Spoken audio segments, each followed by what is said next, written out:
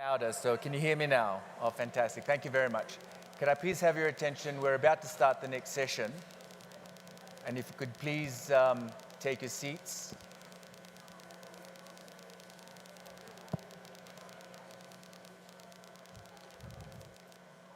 Thank you, Excellencies, ladies and gentlemen. So this session is parallel session 2, and the theme is Renewed and Strengthened Cultural Policies. My name is Miles Young, and I'm the Director of the Human Rights and Social Development Division at the Pacific Community SPC, which is based in Suva, Fiji.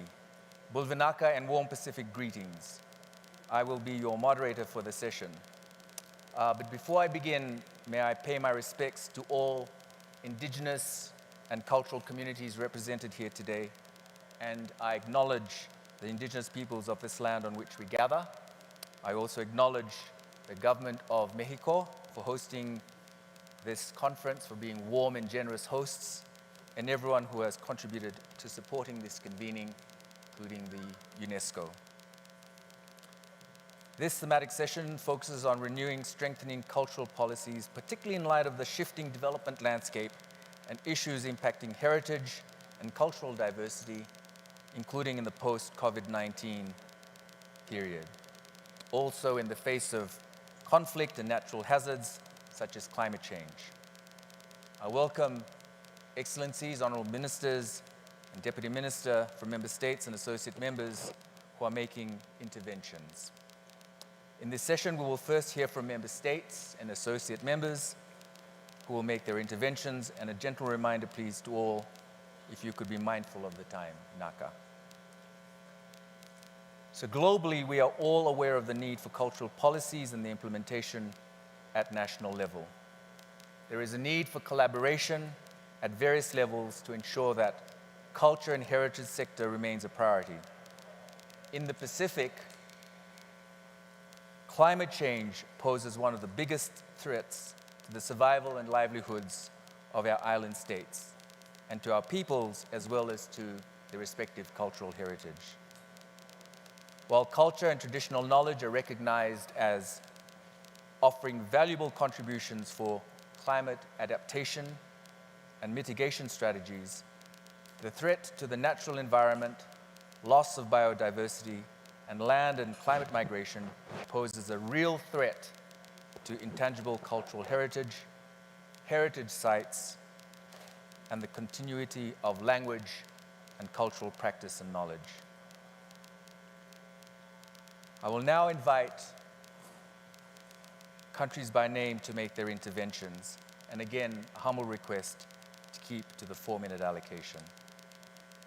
To get us started, may I humbly invite Her Excellency Julieta Brodsky Hernandez, Minister of Cultures, Arts and Heritage. The floor is yours. Gracias.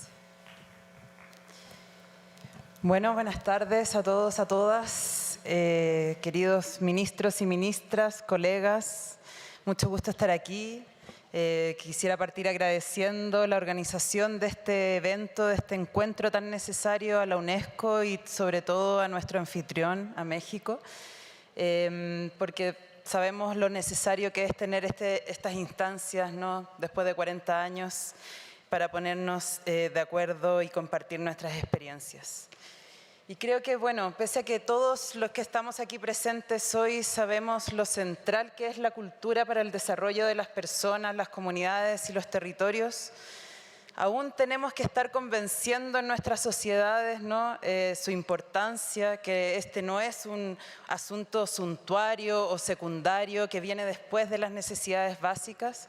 Y eso queda demostrado, esta falta de visión que todavía tenemos en nuestras sociedades, con que no tengamos un objetivo de desarrollo sostenible propio, pero sobre todo con la lucha que tenemos que dar en cada uno de nuestros países para defender el presupuesto de nuestro ministerio, ¿no? Así que bueno, en este contexto quería compartir con ustedes cómo desde Chile estamos fortaleciendo y renovando nuestras políticas culturales. Desde el gobierno de nuestro presidente Gabriel Boric nos hemos puesto como horizonte el concepto de democracia cultural. Queremos profundizar la democracia cultural, que es un enfoque que nos llama, nos compele a eliminar de nuestro lenguaje la frase «llevar la cultura a», que era una frase muy utilizada antiguamente, sobre todo en mi país, porque bajo este concepto de democracia cultural entendemos que todos los territorios y todas las comunidades tienen sus propias manifestaciones culturales y que debemos desde la institucionalidad darles dignidad a esas manifestaciones, valorarlas y ponerlas en difusión, en circulación. Y bueno, desde este anhelo estamos también hoy renovando nuestras políticas culturales de nuestro ministerio, que se renuevan cada 5 años, y lo estamos haciendo tanto a nivel regional como nacional y también desde los distintos sectores, disciplinas artísticas. Y este proceso de renovación de nuestras políticas lo estamos realizando bajo todo un proceso participativo con la sociedad civil, con las comunidades, con los territorios, en diálogos sociales ampliados y muy, digamos, convocantes hacia toda la ciudadanía. En este marco de acción estamos proponiendo que la cultura aporte al desarrollo económico. Sí, eso es algo importante para nosotros, pero desde un enfoque distinto. Queremos que la economía creativa sea una economía social, solidaria, colaborativa, que tenga un enfoque de derechos hacia los trabajadores culturales, que considere las condiciones de trabajo que han estado tan precarizadas en el mundo cultural, y debemos superar esa precariedad y salir de esa condición estructural, ¿no? Para ello, nosotros desde Chile estamos creando un estatuto del trabajador y trabajadora cultural. No le llamamos estatuto del artista porque creemos que hay que ir más allá. No son solo los artistas los que trabajan en las artes y la cultura, ¿no? O sea, hay una serie de agentes ahí involucrados. Además de este estatuto, estamos creando programas de promoción y fomento del cooperativismo. Creemos que el cooperativismo tiene mucho que aportar en el desarrollo cultural. Y también de los ecosistemas creativos, así le hemos llamado. Además, estamos elaborando un sistema nacional de financiamiento cultural que nos permita promover instrumentos basados en la colaboración, la asociatividad y la sostenibilidad de las organizaciones culturales. Todo ello reforzado además por nuestro compromiso como gobierno de aumentar el presupuesto de cultura al 1% del gasto público. Pero el mayor desafío que nos hemos puesto como país es transversalizar el enfoque cultural e intercultural en todas las políticas. Esto porque estamos convencidas de que la cultura es un factor decisivo para las políticas de paz, de cohesión social, de recuperación de nuestros barrios y espacios públicos, también para una educación transformativa, para el desarrollo económico y el cuidado del medio ambiente. Queridos ministros y ministras, son grandes los retos que enfrentamos hoy y los tiempos demandan que lo hagamos en conjunto. Para esto es necesario un trabajo mancomunado que proponga una visión de futuro y se haga cargo de la grave crisis planetaria que enfrentamos. Y quiero hacer un especial llamado a los países de América Latina y el Caribe para que podamos generar una visión conjunta, consolidando un espacio de diálogo político, regional, que cuente con una gobernanza que permita alinear las agendas de los países, organismos internacionales y agencias de la sociedad civil de manera sostenida y constante. Y para ello, queridos amigos, Chile estará siempre disponible para facilitar este proceso. Muchas gracias.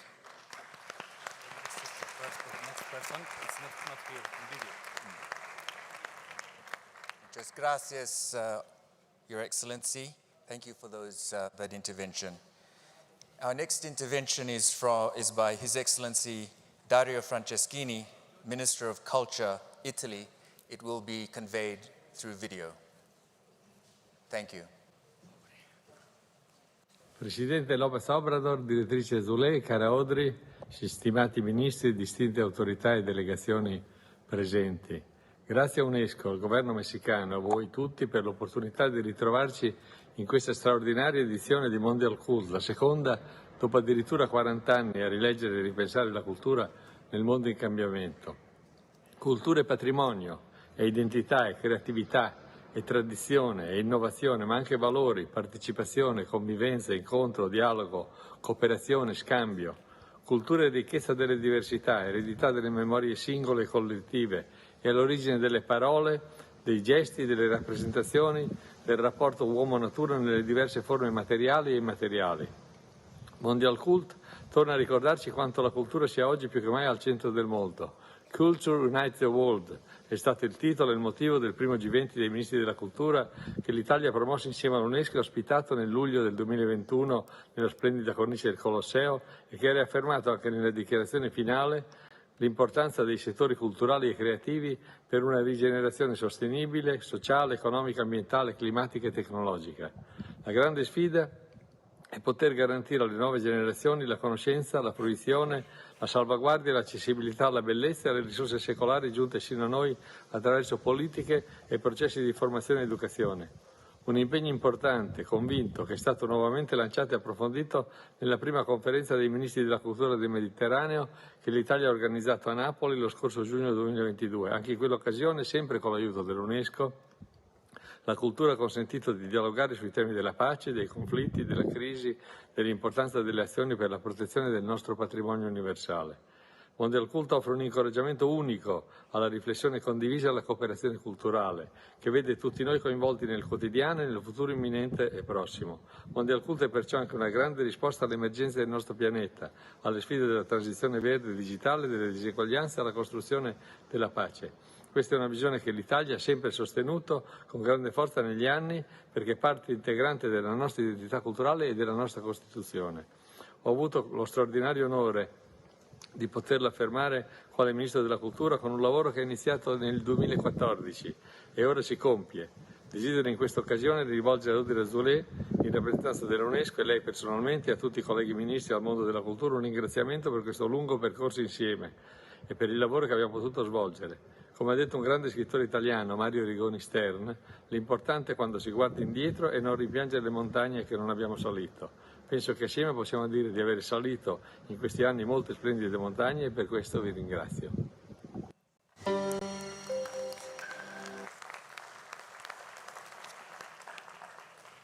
Grazie, Your Excellency, Honourable Minister for Culture, Italy. Our next intervention is from Japan. I'd like to invite His Excellency Yano Kazuo, Honourable State Minister for Education, Culture, Sports, Science and Technology. Honourable Minister, the floor is yours. Chair, thank you for this opportunity to make a few remarks.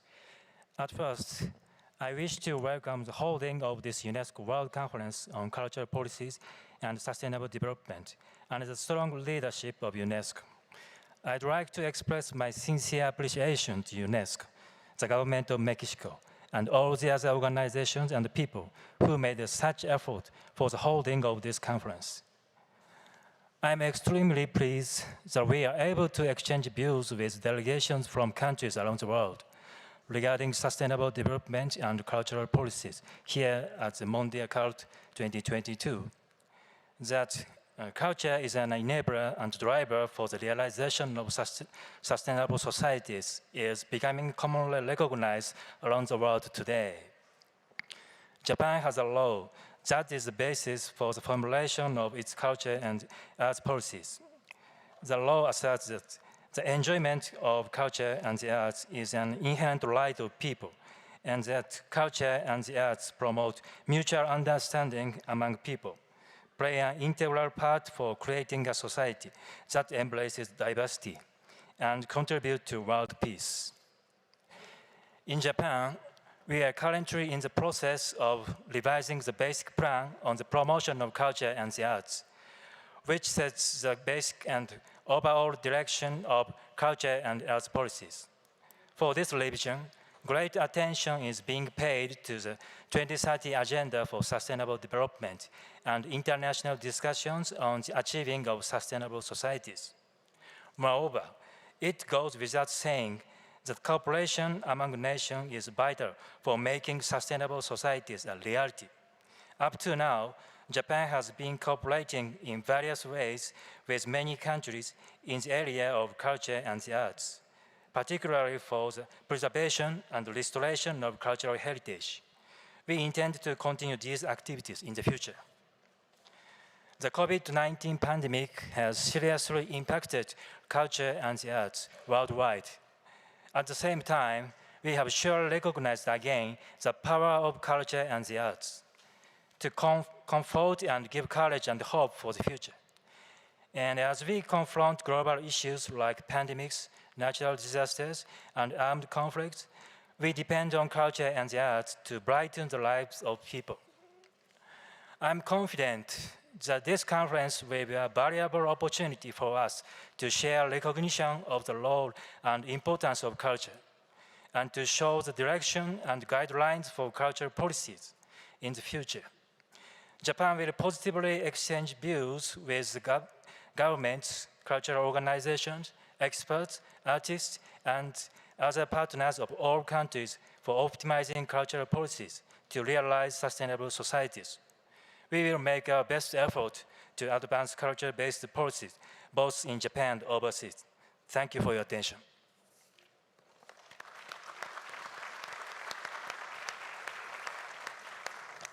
Thank you, Your Excellency, the Honorable State Minister for Education, Culture, Sports, Science and Technology, Japan, for your intervention.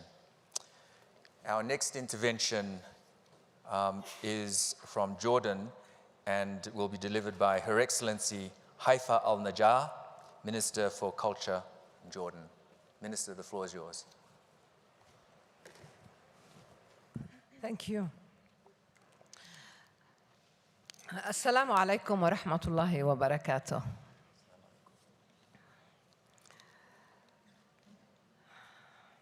Your Excellencies, honorable guests, ministers, representatives, allow me please to start by affirming Jordan's and my own personal position on the urgency to embrace cross-cutting approach to culture as a vital path to create and build cultural public policies. In this manner, arriving at viable legislations and framework is strongly desirable and possible across many other fields. It's also clear and anchoring culture into public policies horizontally would help policymakers and other actors to best design new institutions around transversality. The justification behind considering the multidisciplinary approach in rethinking culture, revisiting culture, public policies deserve our cooperation and support. Of these reasonable grounds are the transformative power of culture, digitalization and its horizontal nature, structure, and the knowledge-based designed institutions that better serve developmental role of culture across numerous fields. So, to bring culture into the heart of our universality and into the universality of our public policies for sustainable development, we, as member states, civil society organizations, and other actors are called to share our experiences to highlight the breadth and the diversified challenges facing our communities at all levels, internationally, regionally, sub-regionally, nationally, and locally. By embracing culture as a transformative power, the Ministry of Culture of Jordan revisited its public policies through cross-cutting fields, and the major shift in this regard is the new draft bill of cultural and creative industries, which in return would change the function of culture in Jordan to greatly serve people-centered sustainability policies. To scale up the cultural reform and comply with UNESCO conventions, we visualize creative culture as a precondition for development and to responsive sphere for international challenges. Moreover, the human experience showed us the great role of culture in achieving equilibrium, stability on economic and other fields, and for mainstreaming public cultural policies as greater common goods.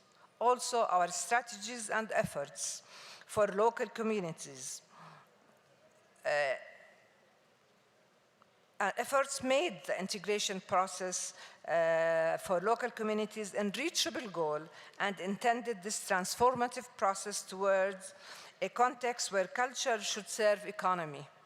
To have successful regulation, to govern and manage the cultural sphere, the governance authority and the sustainable development should be both granted.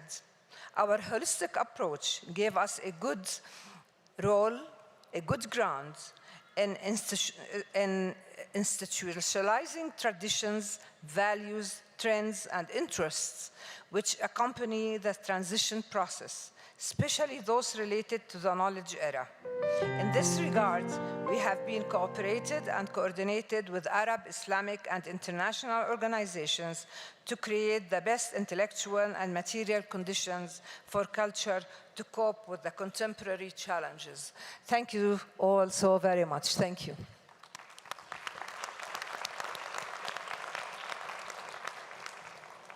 Nava Levu, thank you very much, Honorable Minister for Culture, Jordan. Our next intervention is from Serbia, and I invite His Excellency Stanko Blažević, Honorable Deputy Minister for International Cooperation and European Integration in the field of culture. Naka. Thank you very much. Your Excellencies, ladies and gentlemen, so much to say, so little time, right? We all felt it. But what I must say that I would like to thank Mexico, first of all, for hosting this historical conference, especially in the aftermath of a recent earthquake, which is another challenge that they faced. And of course, UNESCO for organizing such a momentous event, once in a generation, as has already been said. In our world, one of the roles of culture, a marvelous ability of it as it appears, is that it can help us recognize the causes of challenges we face and primarily of the challenges the culture itself faces. That we do not remain fascinated by the consequences and therefore trapped by them. Recognizing the causes of cultural challenges, whether natural or man-made, collateral or deliberate, also turns out very often to be a key precondition for surpassing them. Even the means for facing the challenges, not only recognition of their roots. Before culture, renewing and strengthening cultural policies may sometimes be found in culture itself. This would have to be, in my opinion, one of the strives of our conference, especially in a world speeding up as it is and as we perceive daily. In this light, for the sake of time, I would like to share with you just a few examples of cooperation within UNESCO of Serbia, a country committed to multilateralism and the core values of our organization, actively participating in many aspects of its work, and at the forefront of some of them. I'll talk about that a little. Currently chairing the executive board, a contributor to several UNESCO funds, while also, on the other side, having cultural assets inscribed on the register list of World Heritage in Danger. It's only natural that with such a diverse profile of interests, Serbia has a rich record of activities and a multifaceted approach. Now about the forefront. In context of renewing and strengthening cultural policies, it's my pleasure to report that recently we have participated in pilot project related to fight against illegal trade in cultural property, also encouraged by the help of UNESCO in the face of catastrophic floods of 2014 in Serbia. We conducted dynamic work on raising the capacity for disaster risk management together. Then of particular importance is also Serbia's participation again in pilot project Culture 2030 Indicators, to mention but a few. Now for the sake of brevity, we are omitting mentioning, for example, that we have new inscriptions on various lists of intangible cultural heritage, for example, numerous activities in cultural diversity, many other systemic laws being brought on. But what can be most useful, I think, at this point, is that, well, while it may not be possible to present complexity of instruments used, that we can use the opportunity to present principles, guidelines. Now, on resiliency, on COVID-19, quick and adequate, flexible response proved to be important. In this way, we managed to keep our institutions working during the pandemic, which made them much more resilient and prepared for new challenges.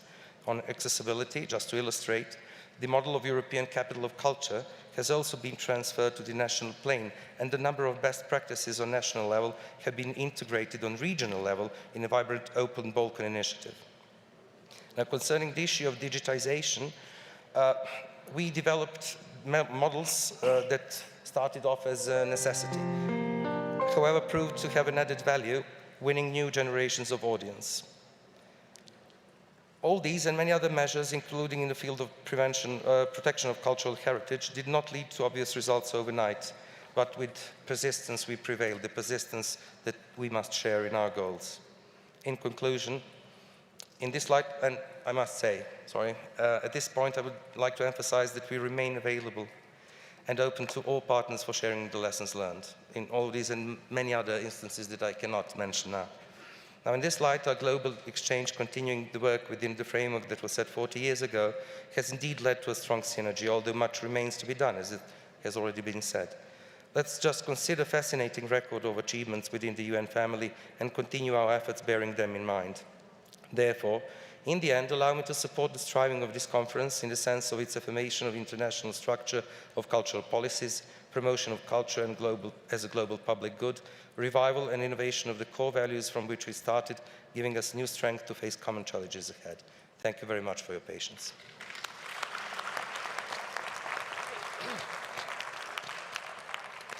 Meitaki, thank you, Your Excellency, Honourable Minister, Honourable Deputy Minister, Serbia. Our next intervention is from Spain and will be delivered by His Excellency Miguel Octavi Iceta y Lorenz, the Honourable Minister of Culture and Sport, Spain. The floor is yours. Thank you.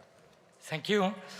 Ministras, ministros, autoridades, amigas y amigos, permítanme que empiece con 3 gritos. ¡Viva México! ¡Viva la UNESCO! ¡Viva la cultura! Este es el espíritu de nuestra intervención hoy aquí. Se cumplen 40 años de la primera conferencia de políticas culturales, pero ha llegado un momento para pedirle a la sociedad, lo decía mi colega de Chile, que vuelva a mirar a la cultura. Una cultura que es una herramienta capaz de crear sociedades más justas, más igualitarias y más sostenibles. La cultura es creación, comunidad y memoria, pero también es sinónimo de libertad, respeto y tolerancia. La cultura genera beneficios económicos y sociales, pero también es fuente de bienestar emocional y de salud, sin olvidar que constituye un derecho imprescindible para alcanzar el progreso social. La cultura es hoy más necesaria que nunca, en estos momentos en los que el mundo se enfrenta a importantes desafíos. Acabamos de salir de una pandemia que ha afectado y sigue afectando aún al sector cultural. Y cuando ya empezábamos a recuperarnos, la invasión rusa de Ucrania nos ha sumido en una situación crítica. Es una invasión que desde el Gobierno de España hemos condenado desde el primer momento, de forma muy enérgica, porque es una agresión completamente injustificada y de una gravedad tremenda. Es una violación flagrante del derecho internacional y de la Carta de Naciones Unidas, pone en riesgo la seguridad y la estabilidad globales y pone sobre la mesa la destrucción del patrimonio cultural ucraniano. La resolución de la conferencia de 1982 recogía una expresión, una frase de Benito Juárez que compartimos.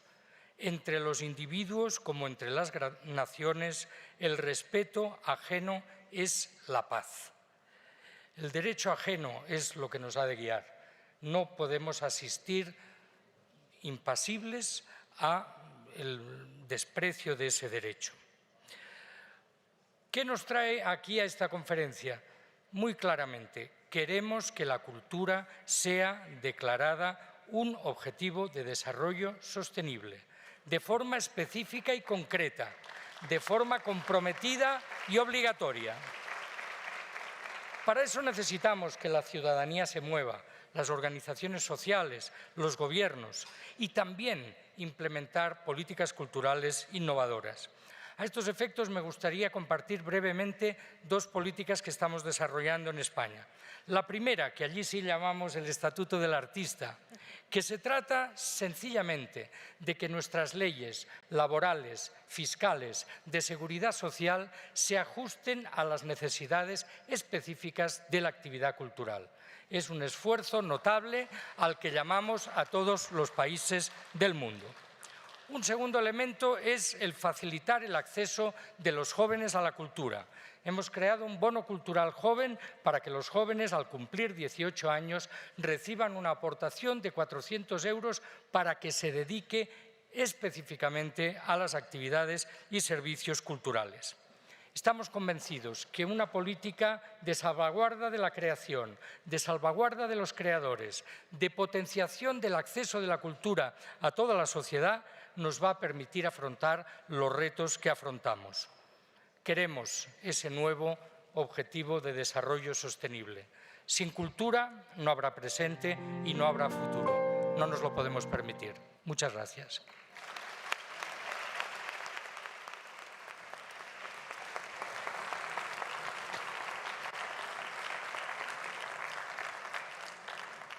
Gracias, Honourable Minister, for your intervention.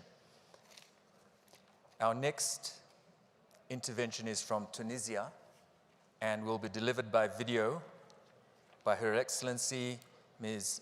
Hayat Gutat Gomatzi, Honourable Minister of Cultural Affairs, Tunisia. Thank you.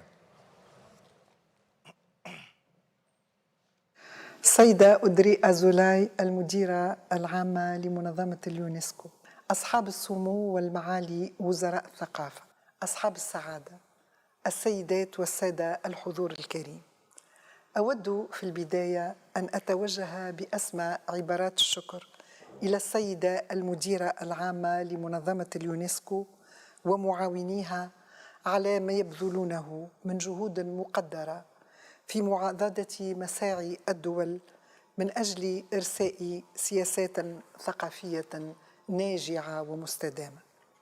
كما أشكر دولة المكسيك على كرم الضيافة وحسن الإعداد لهذا المؤتمر الهام الذي يطرح مسائل محورية تواكب التغيرات الطارئة على المشهد الثقافي العالمي، لا سيما بعد جائحة كورونا.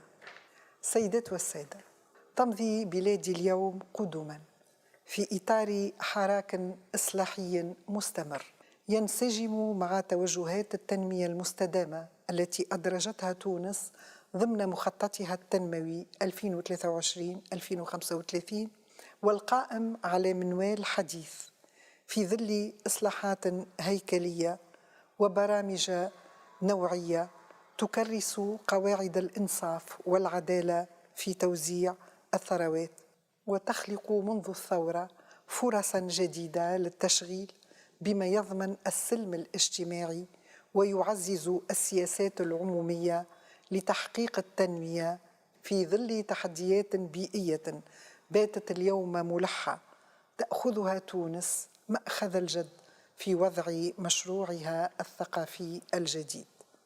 ومن أجل ذلك تعمل بلادي على الاستغلال المحكم للتكنولوجيا مستندة بذلك لمبادئ الحوكمة والممارسات الفضلى في القطاع الثقافي. وفي هذا المجال تم التركيز على وضع بنية اتصالية حديثة تعتمد على الوصلات والألياف البصرية عالية الجودة ورقمنة الخدمات المسداة والمراهنة على الصناعات الثقافية والإبداعية وتشجيع الشراكة بين القطاع العام والخاص، هذا إلى جانب تبني سياسة إصلاحية تقوم على مراجعة النصوص القانونية وتقييم منظومة إسناد الدعم والعمل على المحافظة على الذاكرة الإنسانية من خلال برنامج طموح انطلقنا فيه ويتمثل في رقمنة الأرشيف السمعي البصري الذي يعود تاريخه إلى فترتي الحربين العالميتين. السيدات والسادة، في ختام كلمتي يشرفني وأنا المطلة عليكم من أرض مفعمة بعبق التاريخ، أرض عليسة والطاهر الحداد وابن خلدون، أن أجدد لكم جميعا دعوتي الملحة للعمل سويا في إطار التعاون والشراكات المثمرة على حسن توظيف قرابتنا الثقافية لنجابه بها ومعا مختلف التحديات الحالية والمقبلة، ولنعمل معا على أن يكون مستقبلنا أفضل على هذه الأرض، لأن الأرض كما قال الأديب التونسي محمود المسعدي طواعية للذين يملكون الأمل ويقدرون على تحدي المستقبل. شكرا لكم جميعا والسلام عليكم.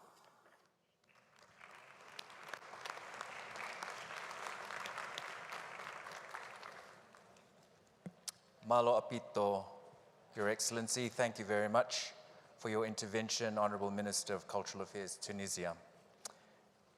Our last but not least, our final speaker and intervention in this session, the first part, is from Zambia, and I call on His Excellency, Rodney Sikumba, Honourable Minister of Tourism and Arts, to make your intervention. Thank you.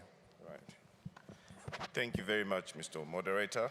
I will join my colleagues in thanking the Government of the Republic of Mexico for the warm and hospitable welcome they gave us, though I haven't had any tacos yet, but anyway, it's been fantastic. And obviously UNESCO Secretariat for having put up a stellar conference. I believe you have an excess of 150 ministers here, which is very, very good. I must make mention that the former administration in Zambia for cultural sector began in 1965, and this is just a year after we attained independence. And obviously the first cultural policy was launched in 2003 with an attempt to review it in 2008. That obviously was in an effort to get an increased involvement from private sector. And having assumed office, the new government now, we're looking at putting the private sector in the forefront because we know that the private sector are the ones who've got the appetite to make money. Distinguished guests, I'll just run you through a few numbers which will give a perspective of how our creative industry has contributed to our GDP in the last couple of years. We've looked at the arts industry behaving like a yo-yo. In 2017, it reduced by -4%, -0.4% rather, from 0.5%, obviously negative in 2016. And then we saw an increment of 12%, which was recorded in 2019. Now, the cultural sector in Zambia, just like any other sector, was not spared by the effects of the COVID-19 pandemic. And as such, the sector, which depends largely on public performances, social events, for sustenance, was really, really impacted.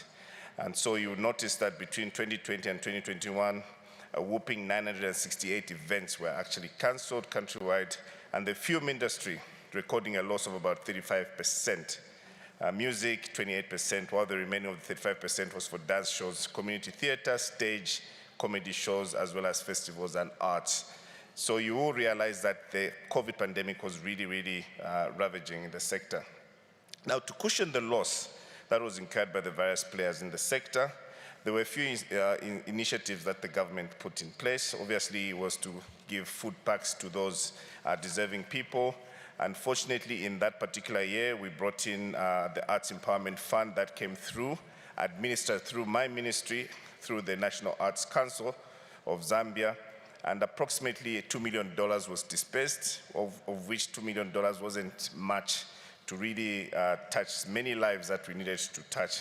However, most of the players in the sector, especially the performing arts, tried to employ personal initiatives, such as having virtual concerts and performances you may have heard.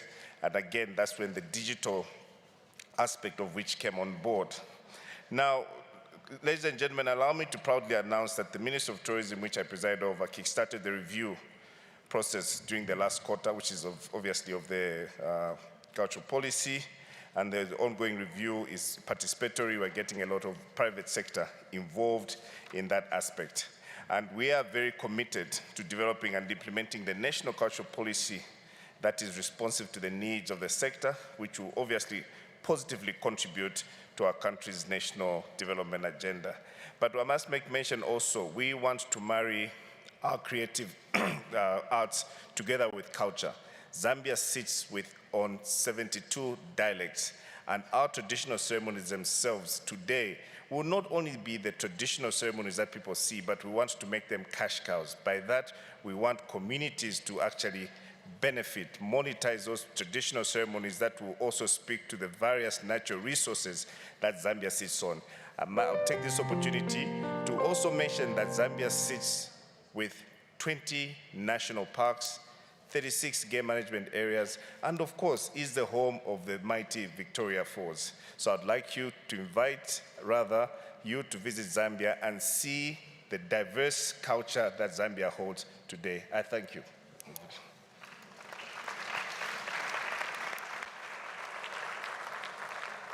Thank you, Your Excellency, Honorable Minister, for your intervention and that open invitation to visit your beautiful country.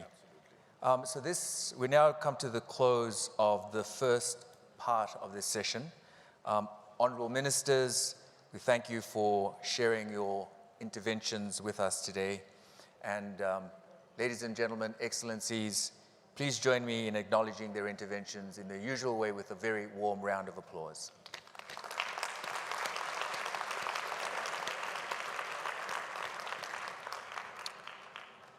For this second part of the program, we have observers who will be making interventions. And we have two observers who are each allocated 2 minutes. The first, may I please introduce and call upon Mr. Biat Sanchi, President of the International Federation of Coalitions for Cultural Diversity, to take the floor.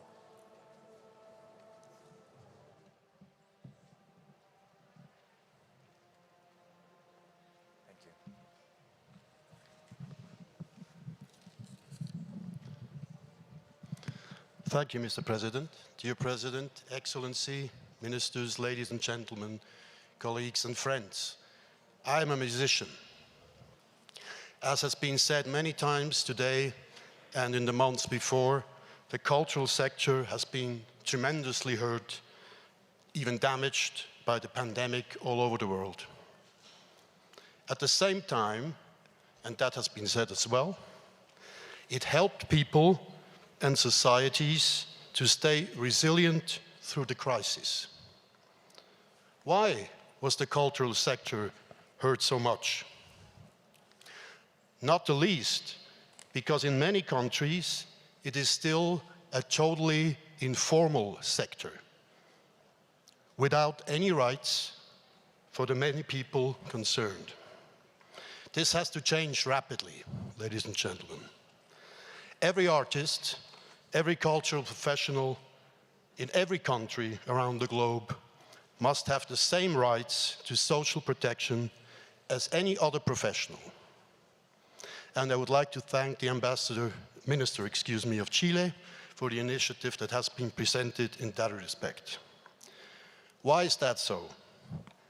Because without a sustainable cultural sector, there might be no culture left to sustain people through the next crisis. Therefore, ladies and gentlemen, dear ministers, excellencies, we must act now. As has been said in the panel before, we cannot wait 40 years until the next Mondiacult conference to attack these issues. Thank you very much.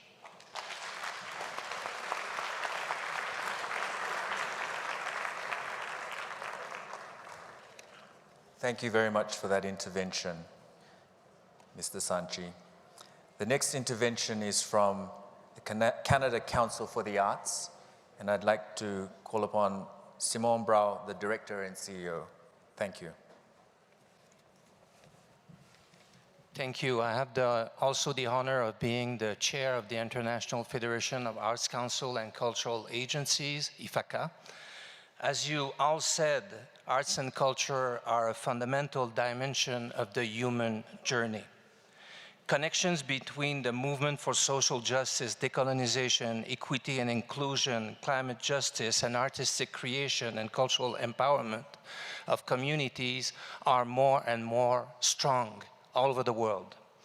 We need to articulate the great and powerful, inspiring ideas, concepts, and discourses, but we also need not only to renew the cultural policies, but we need to have actionable ideas right now.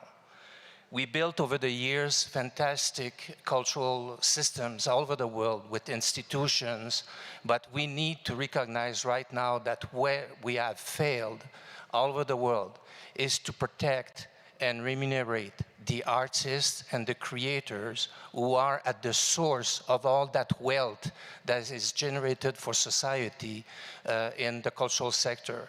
So culture is both a dimension of our societies, but it's also a sector that needs to be fixed and repaired, not only because of the pandemic, but because of systemic issues, exclusions that are still out there.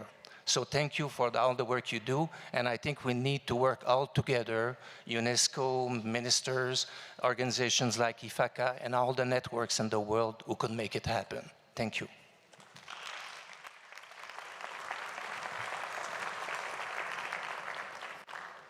Thank you to our observers for your interventions. Excellencies, ladies and gentlemen, please join me again in acknowledging their interventions in the usual way with a very warm round of applause. Thank you.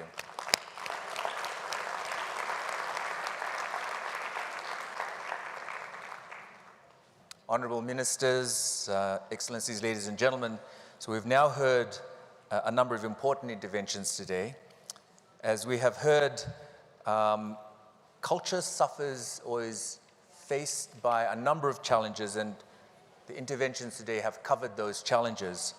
But what we have also heard today is that the resilience and the renewed will to address those challenges and ensure that we have sustainable cultural policies moving forward.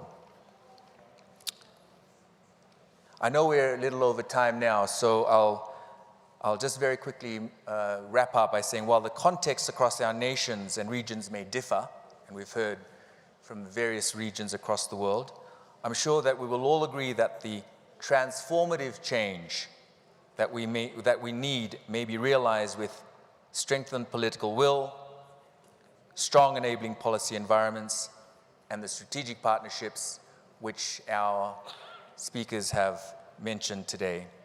So without further ado, I thank you for your patience. Thank you for joining us for this session, and I hand over now to the moderator for the next session, Navalevu. Thank you. Thank you.